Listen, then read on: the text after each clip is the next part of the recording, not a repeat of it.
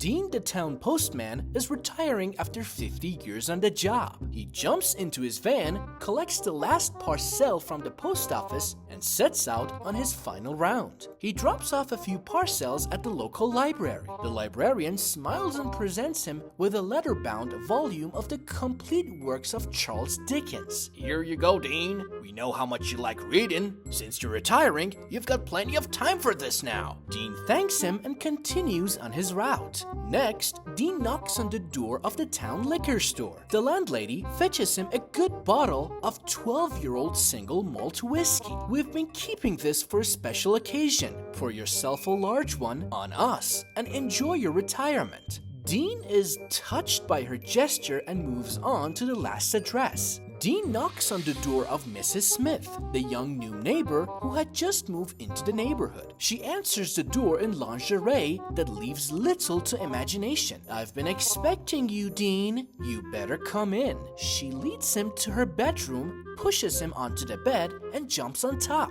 Dean's head is still spinning as he gets dressed. Then Mrs. Smith slips a $1 bill into his shirt pocket before he has a chance to say anything. Mrs. Smith says, "We are not done yet," and leads him down to the kitchen. Mrs. Smith then cooks a fantastic lunch of steak, eggs, and toast. As he finishes eating and takes a sip of his coffee, Dean finally has a chance to ask, I must say, Mrs. Smith, everyone in town has been very kind today, but you've been the kindest of all, in fact. What on earth could have moved you to such a gesture?" Mrs. Smith admits, "Well, I was really racking my brains to think of something nice for you. So I asked my husband, and he said, when he gets here, screw him, give him a buck. The lunch was my idea."